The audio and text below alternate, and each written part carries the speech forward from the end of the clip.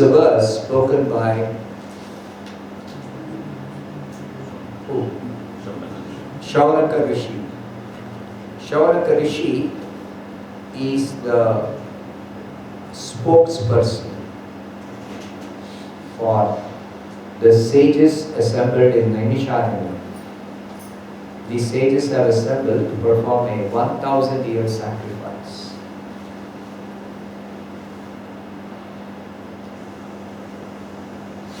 How is it possible? 1,000-year sacrifice. Then what would come? What do you think? Maybe at that time it will be possible. Maybe at that time it was possible. How was it possible? People generally live maximum 100 years.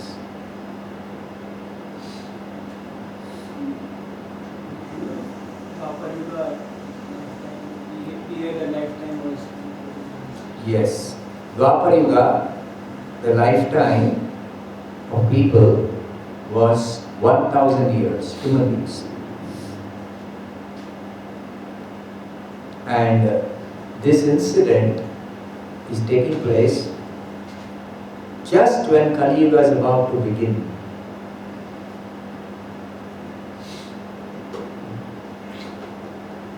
So, the sages of Naimisharanya, they have undertaken this sacrifice, 1,000 year sacrifice, 1,000 year sacrifice. And what kind of sacrifice is this? This is actually Sankirtan Yajna.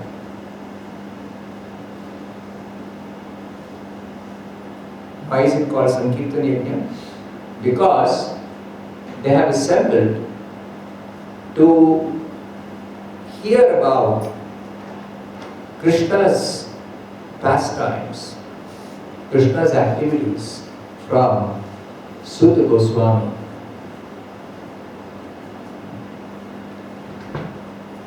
And they are foreseeing that Kali Yuga is going to begin, and in Kali Yuga people are having so many difficulties, so many obstacles for spiritual life. So they are inquiring out of concern for the people in general. A sadhu means one who lives for others' benefit. Generally people live for their own benefit, primarily. And then they may also try to benefit others if they can. But sadhus don't live for their own benefit. Why? Why don't sadhus have to take care of themselves? Because they are completely dependent upon Krishna. And Krishna never fails his devotees. So as far as their maintenance is concerned, it's already taken care of. So they are living for the sake of the welfare of the people who do not know how to depend on Krishna and thereby properly maintain themselves. People are making so many plans for their well-being, but in spite of all such big plans, every plan is doomed to fail. Any materialistic plan is ultimately going to be a failure. Whereas the plan of such devotees, sadhus, sadhu means devotee. The Bhagavad Gita it says sadhu means devotee. Which verse of the Bhagavad Gita says sadhu means devotee?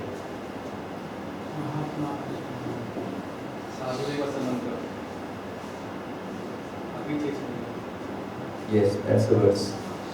Abhijit suduracharo bhajate mam ananyabhat sadhureva samantavyaha. These two lines. Bhajate mam ananyabhak sadhureva samantavyaha. One who is engaged in devotional service to Krishna without slightest deviation, ananyabhak, bhajate mam, such a person is sadhu. So according to Bhagavad Gita, sadhu is not a person with a big beard, with matted hair, with saffron dress, or somebody dressed like a Babaji. No, that is not sadhu. According to Bhagavad Gita, sadhu means pure devotee. So, such sadhus are living for the welfare, well-being of others. So, desiring others' well-being, these sages of Naimisharanya have undertaken a 1,000-year sacrifice in a holy place, Naimisharanya. And they are inquiring from Suta Goswami about Krishna. Suta Goswami is telling the sage Naimisharanya, Yakrita Krishna samprashno yenatma suprasidati. Only questions pertaining to Krishna can actually satisfy everyone completely. So they are inquiring about Krishna. And in the course of inquiring about Krishna, so many other questions come up. Because Suta Goswami is seeing that they are very eager to hear about Krishna. So after he finished answering their initial questions, in the beginning of the Bhagavatam it is described, they asked 6 questions. And Suta Goswami answered those 6 questions. And then he said, actually, I see that you are all very, very eager to hear about Krishna. Because all the questions they asked are pertaining to only Krishna. So, since you are eager to hear about Krishna, I shall begin to recite the Srimad Bhagavatam. Because this Srimad Bhagavatam is the exclusive literature which actually describes Krishna. So Bhagavatam has got another name, which means it exclusively deals with Krishna. What is the name? Krishna Samhita. Samhita means Vedic literature. So Krishna Samhita means that Vedic literature which deals with only subject matter of Krishna. So therefore, Suta Goswami says, I shall begin to recite the Srimad Bhagavatam. Now the sages become very much enlivened. Oh, he's going to recite the Bhagavatam, the Krishna Samhita. Very nice. But he says, please wait. Before you begin to recite the Srimad Bhagavatam, we want to know something more. What is that something more? So, Shaunaka Rishi is telling,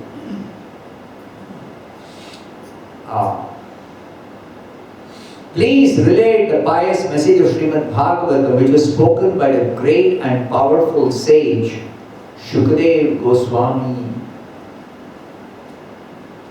Because previous to this, Suta Goswami said, I was present when Shukadeva Goswami spoke the Bhagavatam to Parikshit Maharaj. I was present in that assembly. So I shall recite the very same Bhagavatam which I have heard from Shukadeva Goswami when he was speaking to Parikshit Maharaj. So, Shaunaka Rishi is telling, before you begin to recite the Bhagavatam, I want to ask you something more. What is that?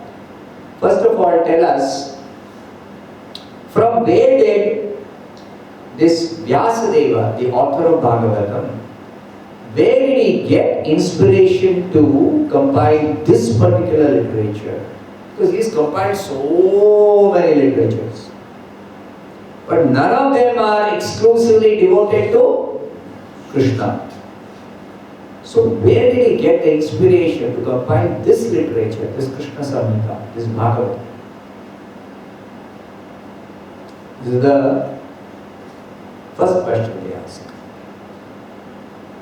When did he take up compiling this literature? Why did he compile this literature concerning his exclusively Krishna? And at what place did he compile this?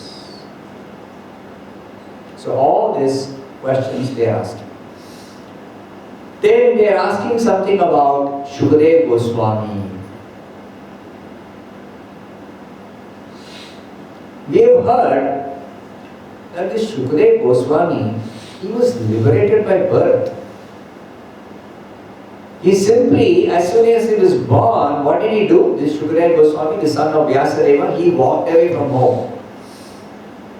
And he was wandering like a madman, naked, not interested in any social formalities. He was completely absorbed in the self. He was self-realized. So he was absorbed in the self. He was Brahman realized. That means he absorbed in Brahman. So, how was this Shukadeva Goswami actually identified by Parikshit Maharaj? How do you identify that Shukadeva Goswami is a great devotee? Even though he looks like a madman, he is wandering around naked. He doesn't care for any social formalities.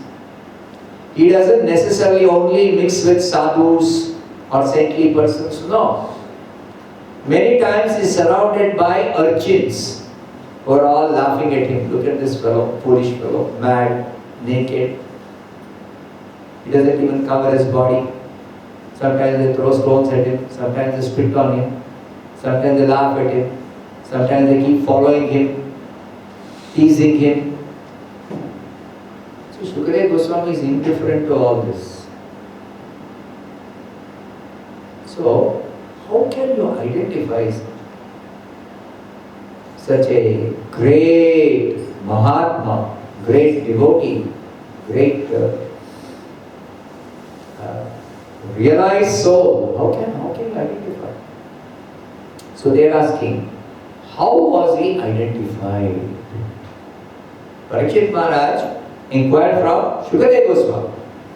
So how did Parikshit Maharaj inquire from Shukadeva Goswami? Then they are also asking that we have heard Parikshit Maharaj was a great devotee of the Supreme Lord. Kindly tell us about his birth and his activities. Toward the end of his life, he inquired about the Bhagavatam from Shukadeva Goswami. But before that, tell us something about his life.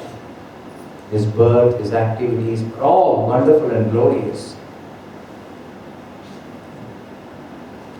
It is said that Maharaj Parikshit is a great first-class devotee of the Lord and that his birth and activities are all wonderful. Please tell us about him. So, continuing that same discussion, continuing the same discussion, even when Shukadeva Goswami, Suta Goswami has begun to narrate the Srimad Bhagavatam, already begun in second canto. So first canto is all about Vyasadeva, how did he get the inspiration to compile Bhagavatam, and then the history of Shukadeva Goswami, how he was identified, and the history of Parikshit Maharaj, his birth and his activities before he retired from his duty as a king, as the emperor of the world. So all that is in the first canto. End of the first canto is described that Shukadeva Goswami walked into that assembly where Parikshit was sitting, fasting, preparing for death. So in the second canto, the description is being given that Parikshit Maharaj inquired from Shukadeva Goswami. In the beginning, he asked only two questions. Just like Arjuna, in the beginning of Bhagavad Gita, he asked Krishna one essential question. So the question is almost similar. What Arjuna asked Krishna in the beginning, what Parikshit asked Shukadeva Goswami in the beginning, what Sanatana Goswami asked Chaitanya Mahaprabhu in the beginning, all are similar questions. What is that similarity? What should I do now? On the verge of death. That is the specific question Parikshit is asking Shukadeva Goswami. But what is the general question? All the three. What is my What are the duties of What is the duty? What is my duty? So Parikshit asks two questions. He asks one question, what is my duty? What is my duty? What is the duty if a person is about to die? This is a specific question Parikshit asks. And he also asks Shukadeva Goswami, what is the duty in general of all people in different times? That also he asks. So two questions Parikshit asks. What does Arjuna ask in the Bhagavad Gita?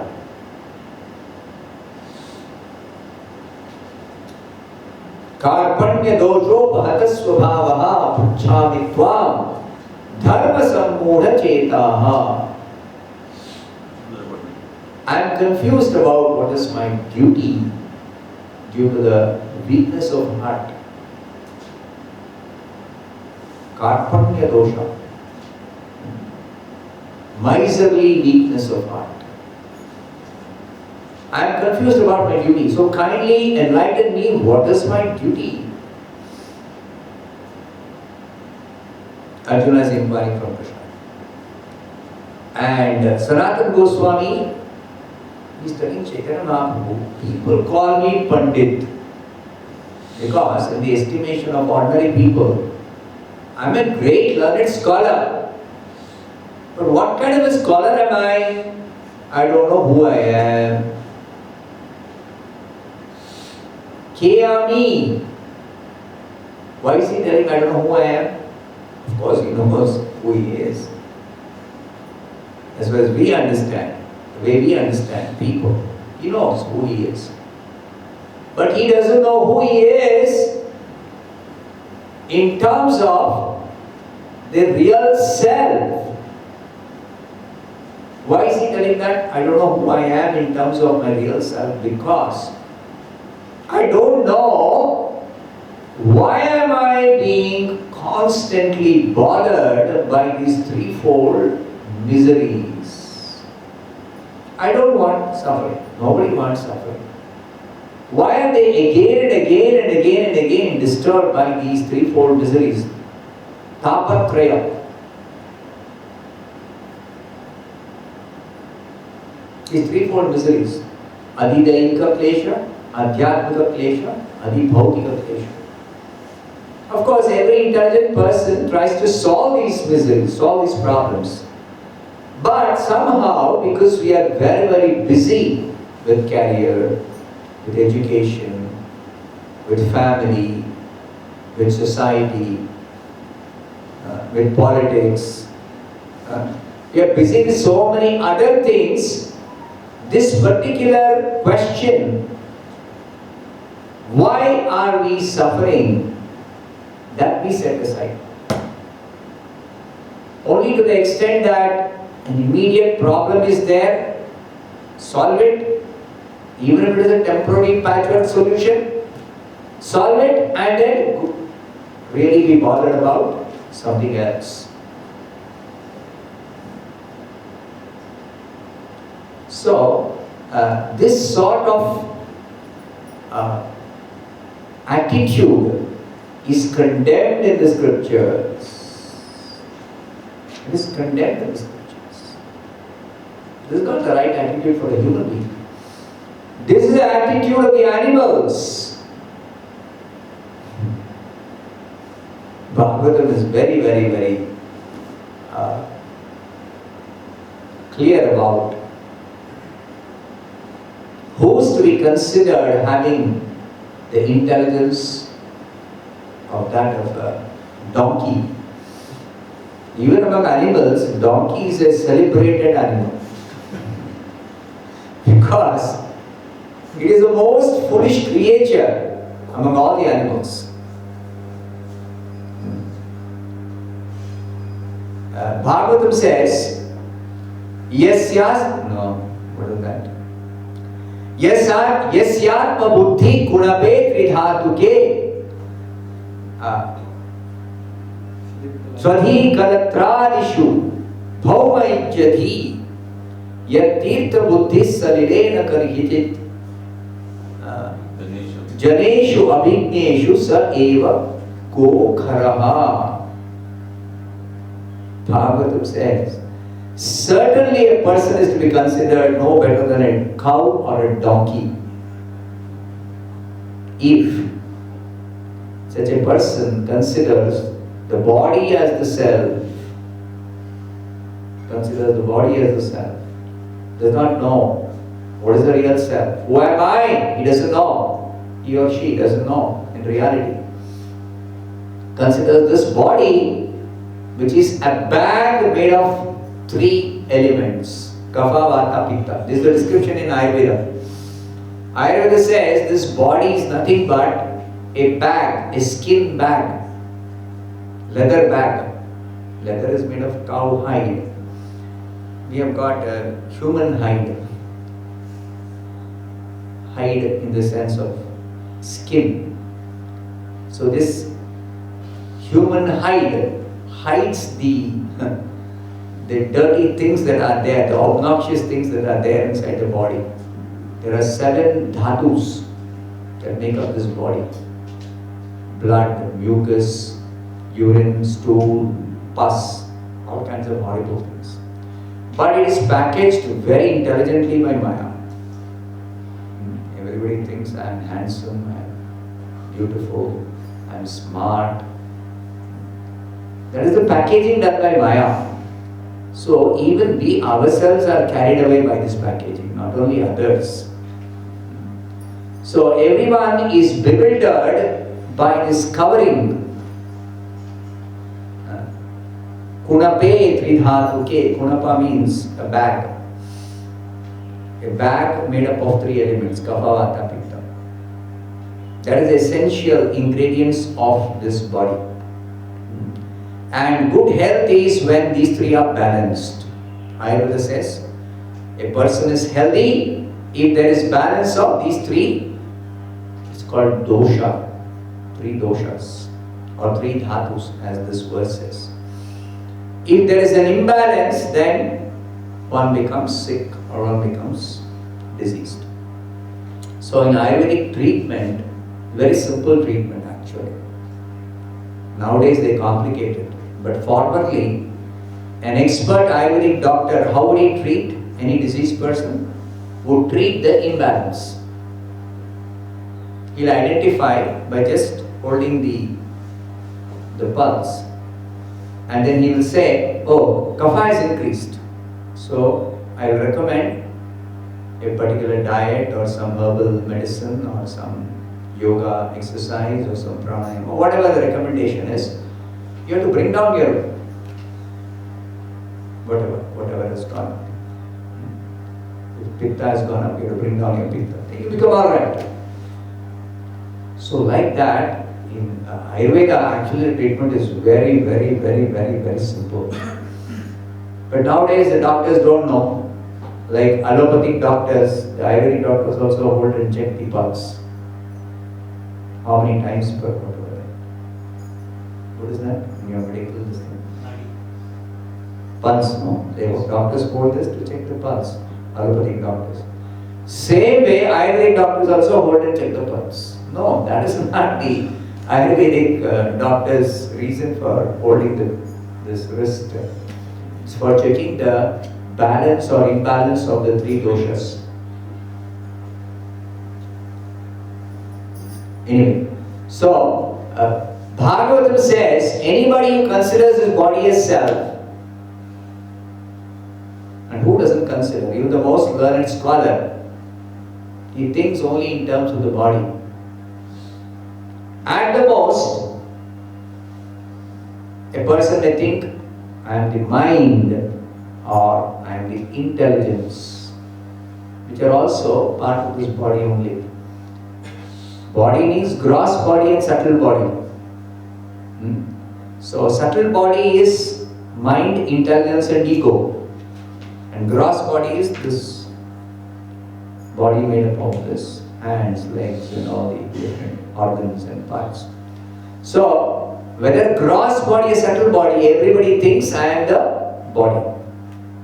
Whereas Bhagavad Gita's first lesson is we are not the body. We are not the gross body, we are not subtle body, we are the spirit soul.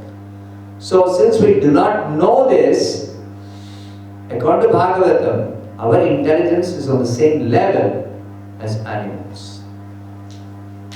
That means in ignorance, we are simply working for the upkeep of this body, or we are working for satisfaction of the senses, including the sense within the mind. Simply working for satisfying the mind and the other senses. So this life is animal life. Therefore Krishna says that you should actually work for, in the Bhagavad Gita, says you should work for self-realization about your own self. You should realize. So Sanatana Goswami, on the basis of this particular misunderstanding that people have, he is inquiring from Chaitanya Mahaprabhu, I do not know who I am, so kindly enlighten me. And also, knowing oneself means acting on the platform of that knowledge. It's like somebody knows, I am sick. Then what is the action they have to take? They have to do something to cure their sickness, their disease. They have to do something to treat the disease. So they go to a doctor, consult, they take some treatment, take some precautions. So knowledge means acting on the platform of knowledge. That is actually the meaning of knowledge. Knowledge doesn't mean somebody is a theoretical scholar. Oh, I know I am not the body. Some Vedic scholars, Ham Brahmasmi. The Vedas it said you are, or each person is Brahman or spirit. So there are so many scholars who will give big discourses. We are not the body, we are spirit soul. But what about their activities? Is it based on this understanding or this knowledge? No.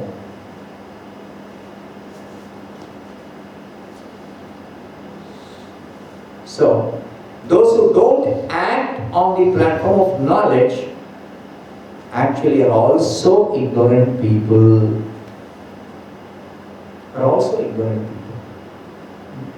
So, the action on the platform of knowledge of one being spirit is that such a person is engaged in devotional service. This is the characteristic or symptom of a learned person. So one who is a devotee, one who is engaged in devotional service to Krishna, such a person actually is really knowledgeable. So when Chaitanya Mahaprabhu was questioned by Sanatana Goswami as to who am I, and consequently, Sanatana Goswami also asked, what is my duty? Meaning, what is the duty of a person who knows that he or she is spirit soul? What is that duty? That duty is devotional service to Krishna. So Chaitanya Mahaprabhu describes. Same way, Krishna also describes to Arjuna what is the duty of a person, real duty of a person. There is nothing but devotional service to Krishna. Even Shukadeva Goswami describes to Parikshit Maharaj the same thing. The duty of a person who is about to die, or duty of people in general in any situation or circumstances, is simply to render devotional service to Krishna. So, Parikshit is inquiring from Shukadeva Goswami, and his inquiries make the subject matter very, very interesting. So, already Parikshit's initial questions have been answered in the first two chapters of the second canto. Shukadeva Goswami has described, given the answer.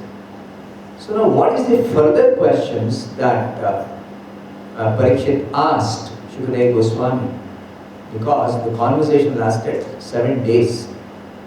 Continuously, Shukadeva Goswami was speaking, Parikshit was inquiring. So one question led to another, to another, to another, to another, to another. All the 7 days there was questions and answers. So before further questions can be told by Suta Goswami, here Shaunaka Rishi is inquiring that what other questions did Parikshit ask? Because the initial question Parikshit asked, Suta Goswami has already given the reply. I was asking, what further question did he ask? We are very eager to hear about these questions asked by Parikshit Maharaj, because they lead to discussions about the topics of Krishna.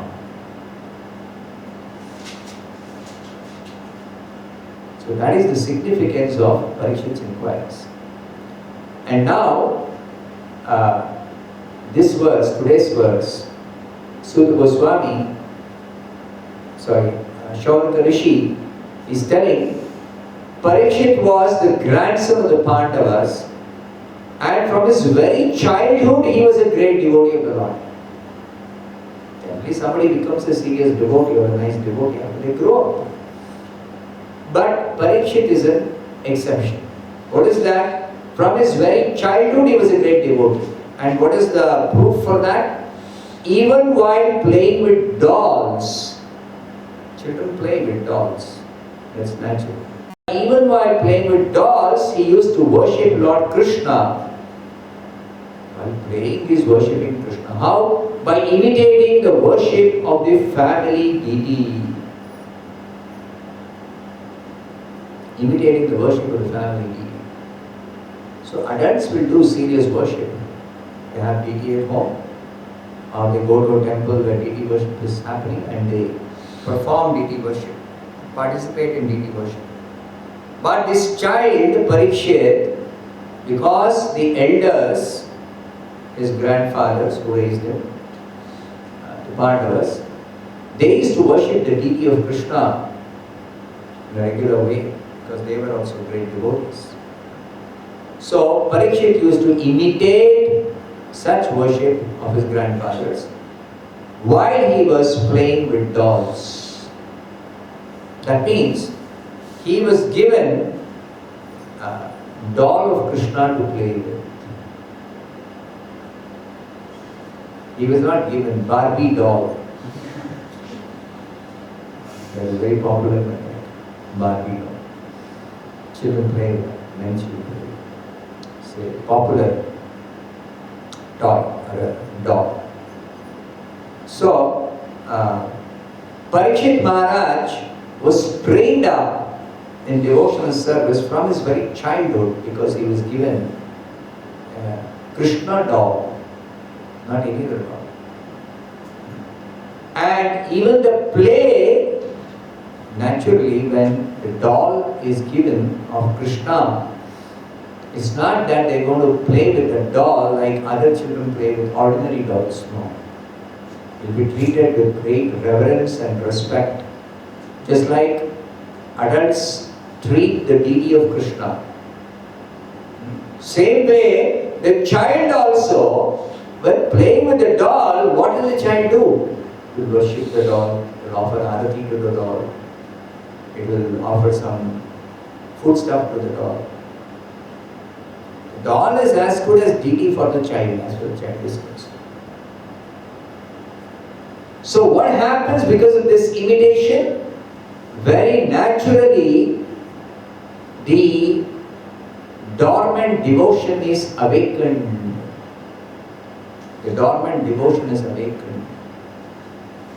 In the Chaitanya Charitamrita, Krishnadas Kaviraj Goswami says that in the heart of every living being, devotion to Krishna is already there. Krishna Bhakti Nitya Siddha. Nitya Siddha means eternally established. Sadhya Kapuna. It is never to be acquired from an external source. Krishna Bhakti is there in everybody's heart as an eternal fact. Eternally established.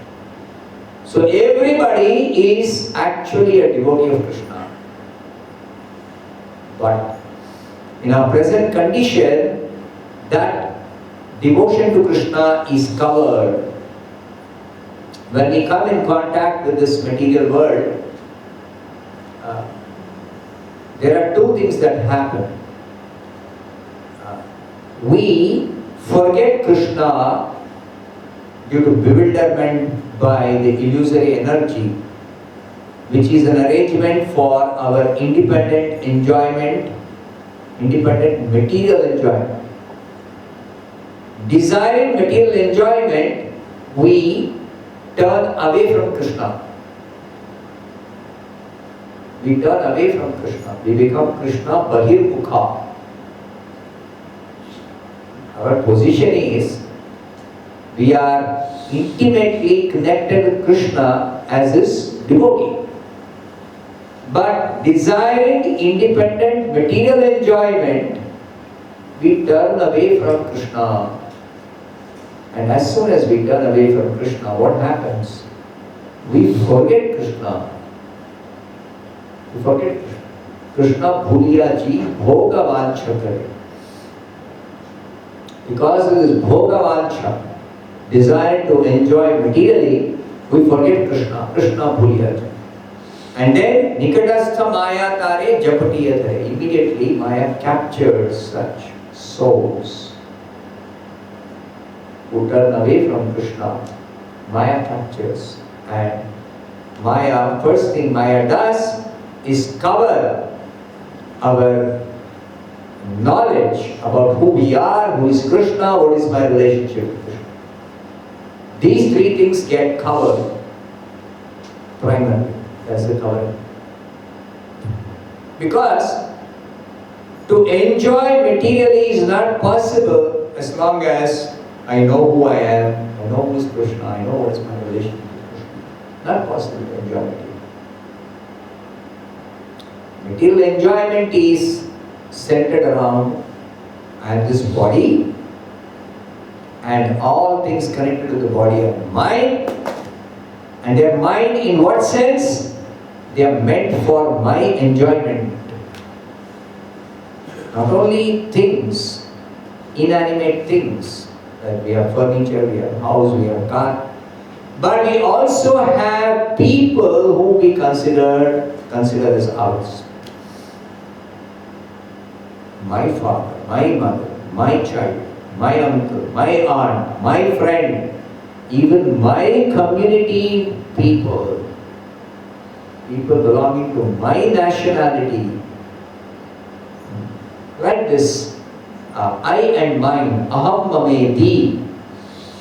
This is the bewilderment of Maya, due to forgetfulness of Krishna, due to being in ignorance about our real self. We develop a wrong understanding of ourselves in terms of body, and that leads to identifying things connected with the body as mine. Because my body has taken birth from a particular mother, so I say my mother. There's so many mothers, but I say my mother. What are the basis? I have taken birth from her womb. I'm born from her. So, then mother will tell, here is your father. Child first only knows the mother when it is born.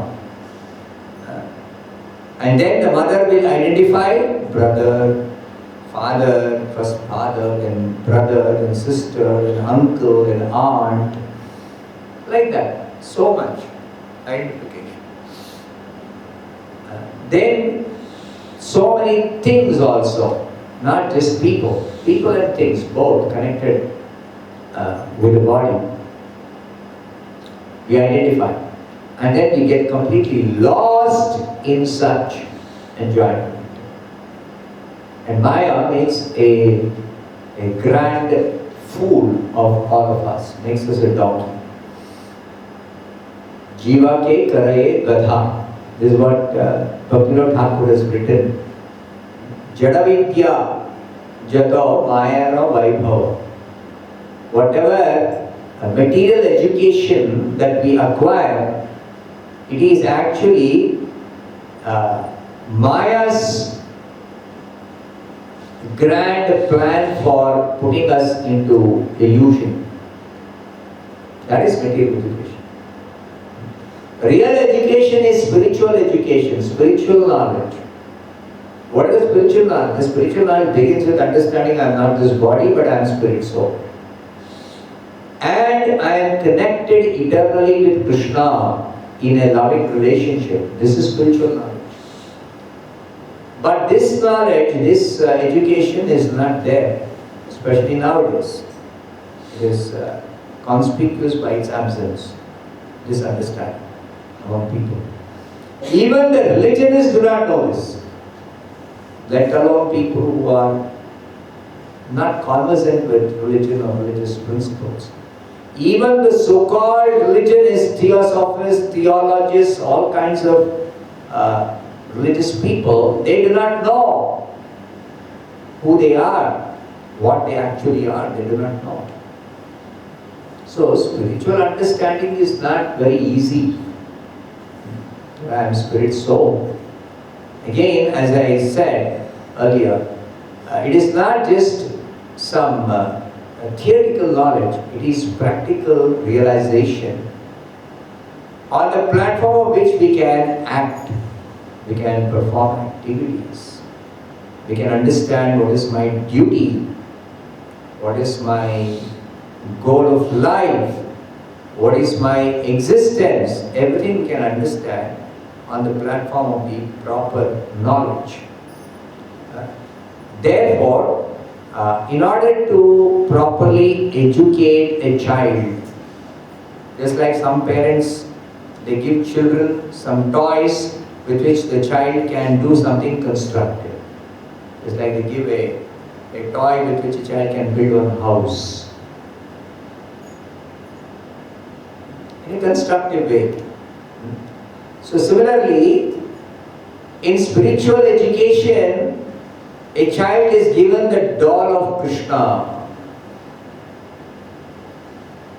Prabhupada says about his own beginning. He was born in a Vaishnava family. His father was a pure devotee of Krishna. And his father gave him a deity of Krishna even when he was a small child. And what would he do? He would imitate his father worshipping the deity. So he would worship the deity of Krishna right from his child. Similarly, his guru also Bhakti Siddhanta Saraswati Thakur was trained in devotional service from the very childhood by his father. Similarly, Parikshit Maharaj also was trained in devotional service by his grandparents, who raised him as a devotee. So, he was a devotee, great devotee to the Lord from his very childhood. So, it's worth hearing about Parikshit's childhood also. Otherwise, childhood, generally they will say, oh, he was playing and he was going to also go to school. Then he grew up to be a very intelligent, very good statesman, good economist or whatever. They describe later part of the life. They not describe so much the childhood. But here, because Parikshit was a devotee, not only after he became an adult, but he was a devotee from childhood. Therefore, it's worth hearing about his childhood activities. Childhood activities. All activities. So, Prabhupada explains such devotees, they are actually called Mahabhagavata. They are the greatest of all devotees. And they are also called Nitya Siddha. Nitya Siddha means they are eternally perfect. So it is not accidental that the child was born in such a family or raised as a devotee or was given a doll of Krishna to play. It is not any accidental thing. It is not by chance. It is completely perfectly arranged by Krishna. Krishna has arranged that such a great devotee take birth in the family of other great devotee. And then all their activities are simply centered around devotion to Krishna, a devotional service to Krishna. So the play, the imitation, everything is about devotional service to Krishna. So this is the characteristic of a Nitya Siddha, eternally perfect devotee. But Prabhupada explains, even if somebody is not a Nitya Siddha, ordinary person also, by association with pure devotees, can also become perfect by following the instructions, the guidance. Under the guidance of a pure devotee, follow the instructions of a pure devotee, anyone can become sadhana siddha. Sadhana siddha means by practicing the principles of devotional service under the guidance of a proper spiritual master, anyone can become perfect devotee, pure devotee, Mahabhagavata, anyone can become. So that is taught in the Srimad Bhagavatam. That is taught in the Bhagavad Gita. How anyone can become a devotee, pure, perfect. So such devotees are called sadhana siddha. The best example of sadhana siddha is Narada Muni. He was born an ordinary boy. In childhood, he was not playing with dolls of Krishna and all, because his mother was a maid servant. She was engaged in some service, menial service of some other people. But by Krishna's arrangement, somehow great pure devotees were actually staying for 4 months of Chaturmasya, rainy season, when they don't travel. They stay in one place. They were staying near the place where Narada Muni's mother was staying. And then the boy got a chance to associate with his pure devotees.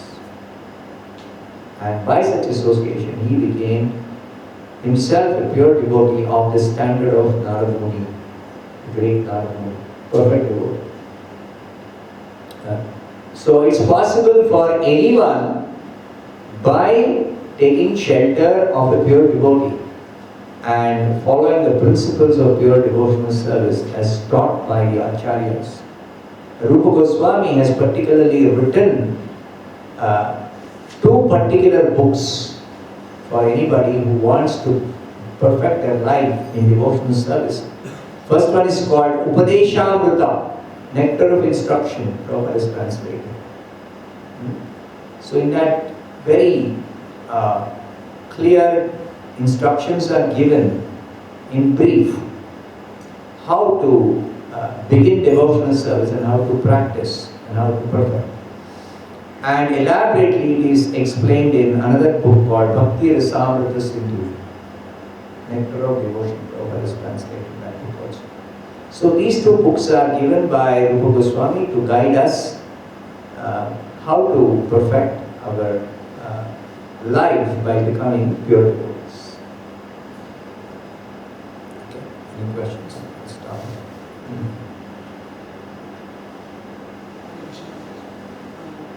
The sacrifice was for 1,000 years, and it is mentioned. So it is a sacrifice of not the way we do the Sima Yajna. Not fire sacrifice. It's the sacrifice of hearing and chanting, or hearing and speaking.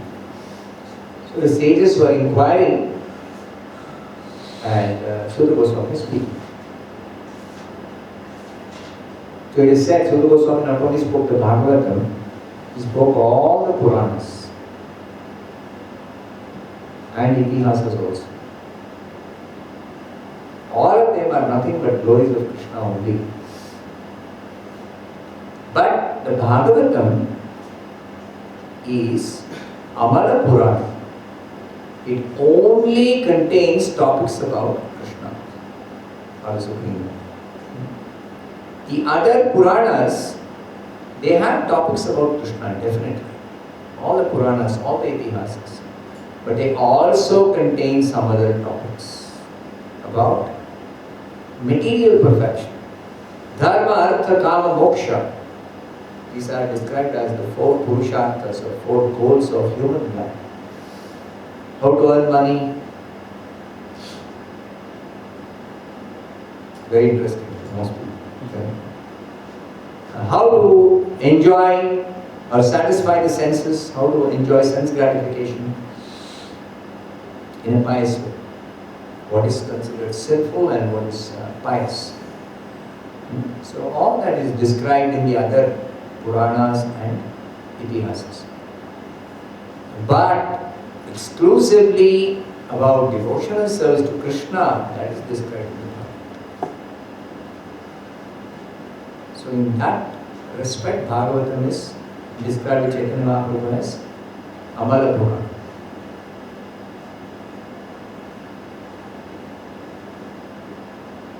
Yes, Rina. We heard that the gap between the both sacrifices, Parikshit Maharaj is very Bhagavatam and Naimisharanya was around 2000 years. So is it today we heard that it was verge of ending of the proper yuga? Yeah, people had, see at it's called Yuga Sankhya, the junction period of two yugas. It is just like when the sun is setting, there is if the sun is in the sky visible, it is daylight, correct? After the sun has set, it has suddenly become dark, sunset, khatam. All light is not there, no more daylight, no. There is something called twilight.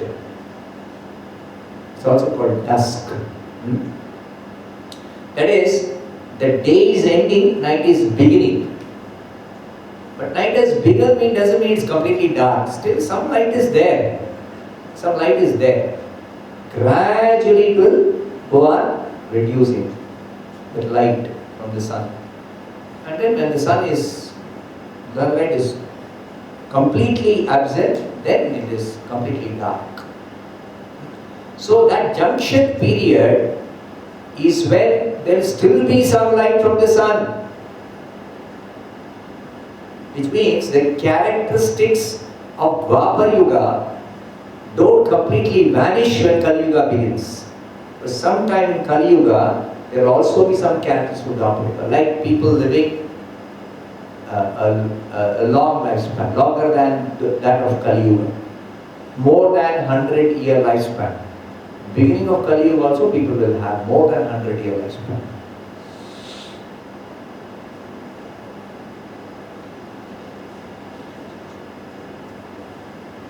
Both were happening simultaneously. Which was? Which one? Parikshit Maharaj hearing and the sacrifice. No, it is one after another. Because Sutta Goswami says, no, I was present in that particular, that happened just 7 days. That was very short. This is not a short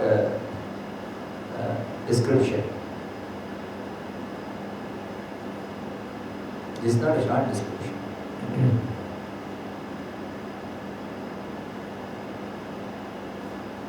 what is the Sanskrit word mentioned for the sacrifice? They started performing sacrifice.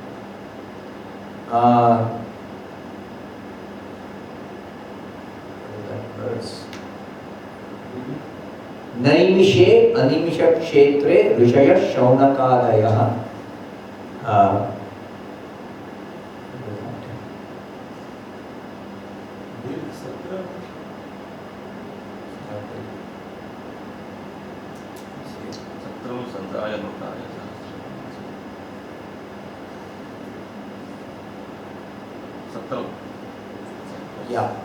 Satram, that is the word. Satram Swargaya Lokaya Sahasra Samamasata. Once in a holy place in the forest of Naimisharanya, great sages headed by sage Shaunaka assembled to perform a great 1000-year sacrifice for the satisfaction of the Lord and his devotees. The sacrifice of hearing and chanting is particularly satisfying the Lord and the great devotees. That sacrifice they do. Because what are they doing in this sacrifice? They are inquiring about Krishna. And so the person going on speaking. For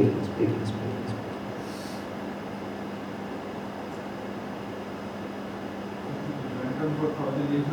Yes, it went on for 1000 years.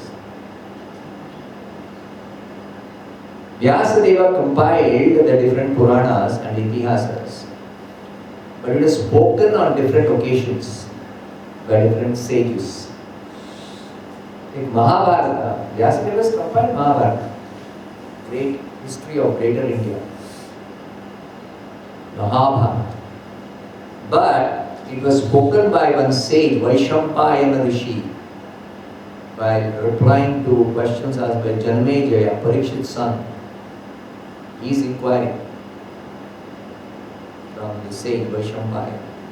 And that's how it is presented by Vyasadeva. Just like Vyasa is presenting Bhagavatam as a conversation between Suta Goswami and Shaunaka Rishi. That's the way he is presented.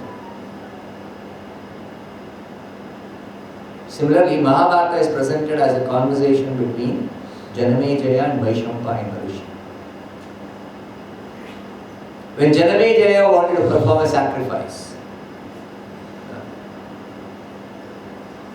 so that sacrifice also was Janamejaya inquiring and Vaishampayana replying. It's nothing but Mahabharata. Like that. Many sacrifices are actually Sankirtan Yajna only. Glorification of the Supreme Lord in the way of questions and answers. That way glorification. Any other question? Mahabharata is compiled after Bhagavata? Huh? Mahabharata is No, Bhagavad was the last work of Vyasadeva. But in the way when Janmeja asking Vaishampayana and Rishi, Huh. like Parikshit happened sure before that, right? Huh.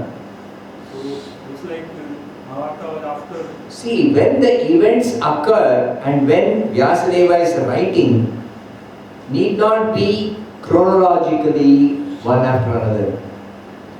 Modern day historian, he can only record something while it is happening or just after it happens. Correct? But Vyasadeva is Trikalagya. He can see the past, present and future simply sitting in meditation. So, he can describe, by writing a book, something that has already happened millions of years back. He can describe something that is happening now. Something that happened in the past, he can describe. Something that is happening now, presently, he can describe. Something that is going to happen in the future also, he can describe. So one who knows the past, present and future is called Trikalagya. Such sages are realized souls. They have this siddhi to be able to see the past, be able to see the present. Just like Sanjaya is explaining to Dhritarashtra sitting in Hastinapura what is going on in Kurukshetra. How is he able to do that? Because he is able to see. That is a siddhi. And Sanjaya says that Vyasa Prasadat Shrutavan. By the mercy of my spiritual master Vyasadeva, I heard this wonderful conversation between Krishna and Arjuna. Sitting in Hastinapura is hearing what conversation is going on in Kurukshetra. Hastinapura is modern day Delhi. And Kurukshetra, you know. How many kilometers from Delhi? 200 kilometers. 200 kilometers away. So how is he able to hear? Because of that siddhi. Similarly, a sage can not only hear, but he can also see. Sanjaya also was able to see. He is describing Arjuna, he is asking Krishna, show me universal form. Krishna is showing the universal form. And Sanjaya is describing what is that universal form that Krishna is showing. He is able to see. So seeing, hearing. Today we have got television technology. So we can see and hear what is happening somewhere thousands of miles away. Television camera will capture the sound as well as the images or whatever, video. And that is broadcast.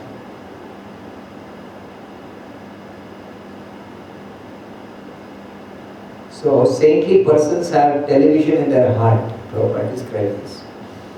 They have television in their heart. So inside their heart, they can hear and see whatever is happening, any part of the universe, including the spiritual world also they can see. Yes. That in Ajamila first time, he became old man at the age of 89 years. That was during Satyuga. See, this age also, it is relative. Satyuga, even if a person lives 1 lakh years, that's our calculation. Right? But the calculation each person makes is relative.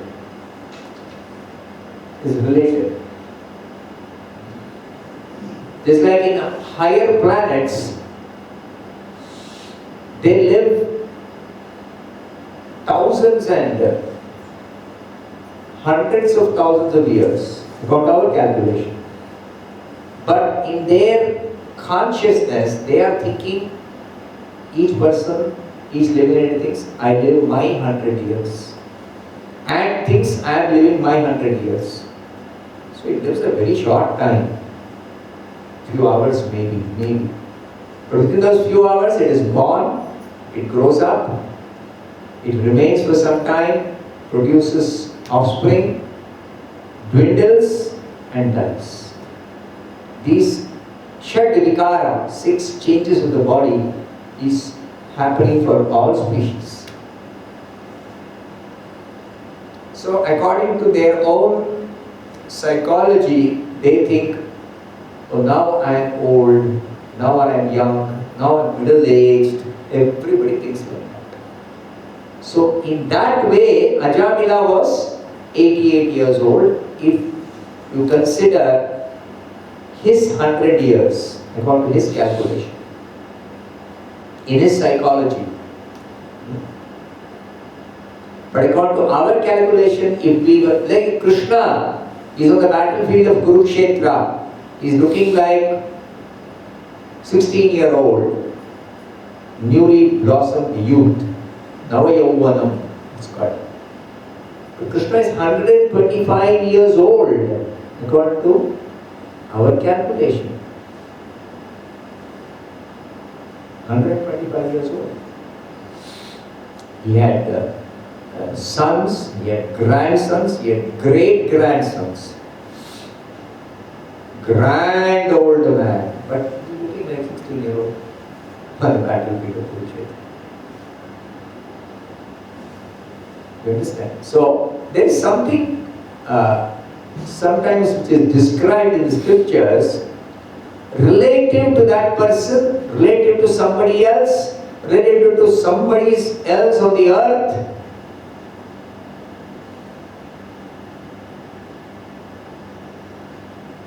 So relative to Ajamina's own time, it is described he was an 88-year-old man. He had a young son whom he had named Narayana.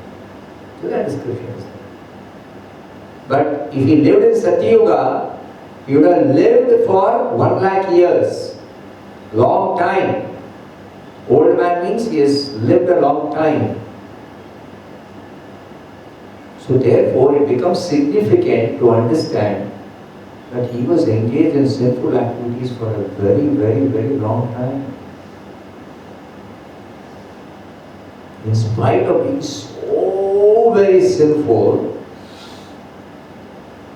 simply by uttering the name Narayana, he was completely free from all sinful relationships. So what the power of the holy name? You understand? You mentioned that. Last question. Anybody else has got a question?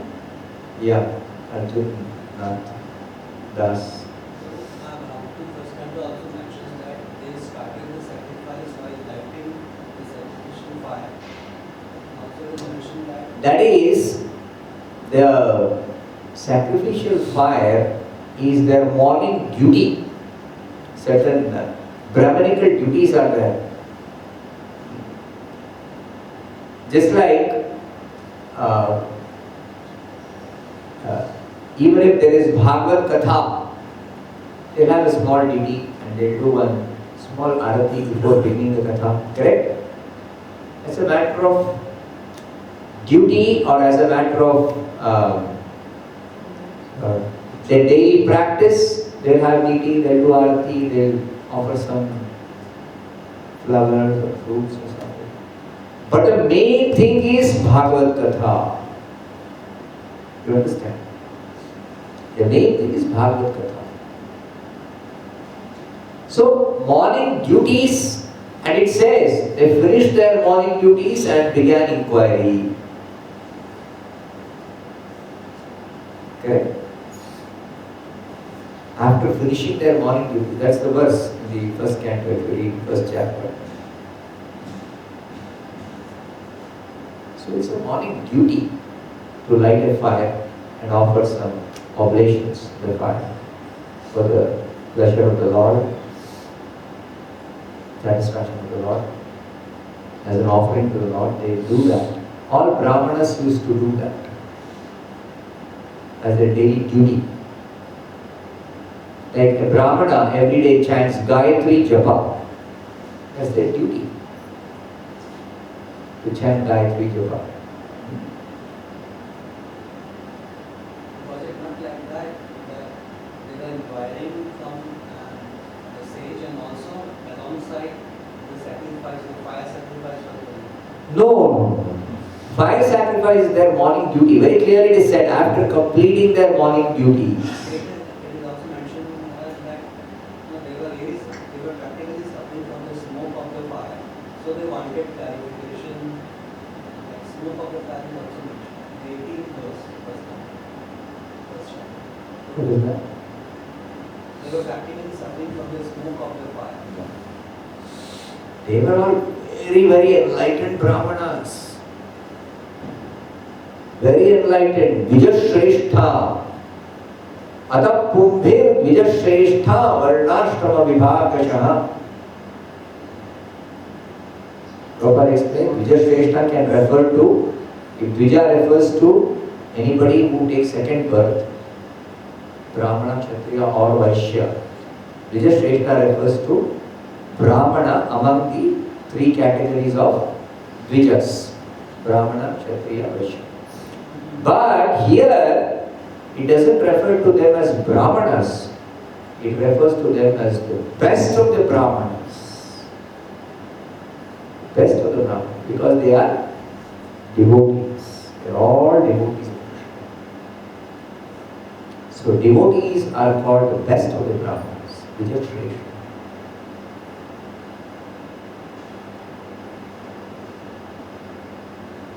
So they are all very enlightened Brahmanas. They have assumed the position of an inquirer. They assume the position of an inquirer. Arjuna also, he is already a devotee.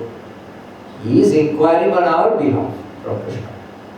Parikshit is already a devotee. He is inquiring on our behalf from Shukadeva Goswami.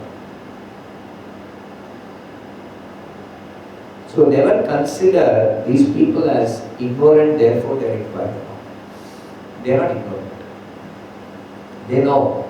They know who is Krishna, they know who they are, they know what is the relationship, what is the eternal relationship, everything they know.